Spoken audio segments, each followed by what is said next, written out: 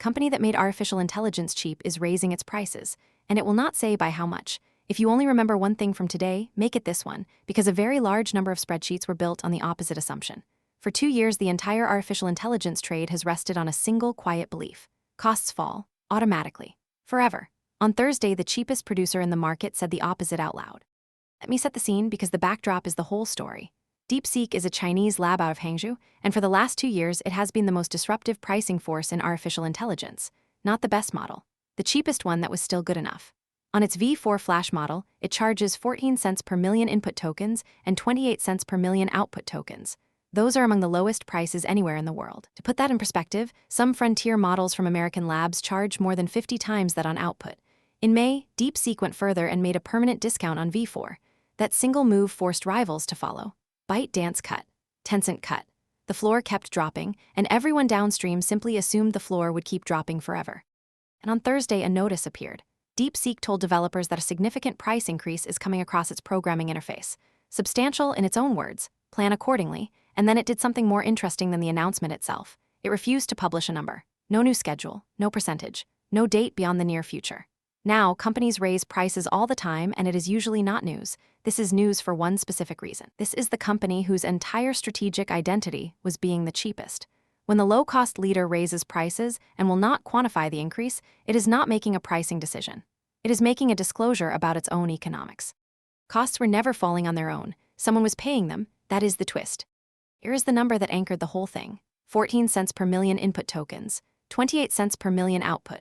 That is the cheapest credible price in the market, and it became the reference point that everybody else was measured against. Here's the part most people get wrong about it. Token prices were not falling because computing got proportionally cheaper. They were falling because the marginal seller was willing to lose money to take a market. That is a land grab. And a land grab is a phase, not a physical law. Phases end. And when the seller who set the floor tells you the floor is moving up, the correct conclusion is not that one company got greedy. It is that the real cost of serving these models was always higher than the price card suggested. Now here is where it stops being a technology story and becomes a market story.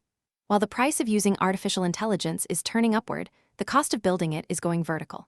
Morgan Stanley has United States hyperscaler capital expenditure above $800 billion this year, rising toward $1.1 trillion next year. Those are the largest capital programs in corporate history by a wide margin. The way they are being financed is changing underneath everyone. Morgan Stanley expects artificial intelligence-related debt issuance globally to more than double, to nearly $570 billion this year. Morgan Stanley and J.P. Morgan together estimate the technology sector needs roughly $1.5 trillion of new debt over the next 3 years to fund the build. $800 billion of building, $570 billion of borrowing. Sit with the relationship between those two numbers for a second. The artificial intelligence trade spent its first 2 years being equity-funded and self-financing. Cash from the most profitable businesses ever built, recycled into infrastructure. That version of the trade is close to rate insensitive. It does not care much what the Federal Reserve does. The version that is arriving now is different. A debt-funded build-out is rate-sensitive by construction, and that matters enormously right now because the Federal Reserve is not where most people think it is. Markets currently put the odds of a rate hike in September at roughly 54 to 56%. Not a cut, a hike. That is the single most likely outcome of that meeting. I want to be honest about 3 things that cut against me here. 1. DeepSeek has not published a number. Significant could mean 30%, and 30% on 14 cents is still extraordinarily cheap. Until the schedule lands, the size of this is genuinely unknown, and I am not going to pretend otherwise. 2. There is a completely boring explanation available.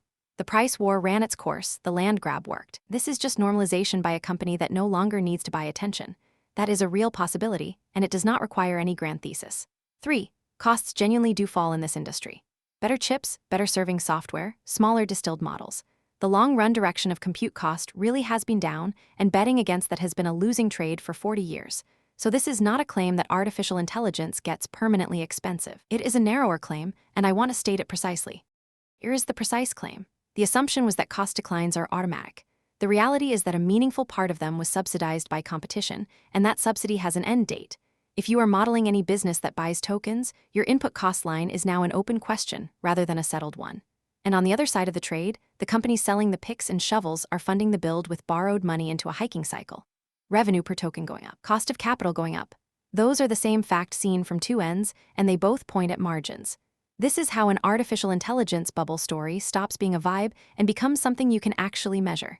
It does not need a crash. It just needs a refinancing at a worse rate than the model assumed. Here is what I am watching, and here is my call stated so it can be proven wrong. When DeepSeek publishes its new schedule, I expect the increase to be more than 50% on at least one V4 token price. If it comes in under that, I am wrong and this was normalization. If it comes in far above, this was a disclosure. Significant is a word. A percentage is evidence. And the gap between those two is where the next leg of this trade gets decided. I'm Frankie. Research and education only, not financial advice. The full market picture today, including gold, the crypto bill, and the board, is in Earl's Daily Brief. Link in the description. Subscribe.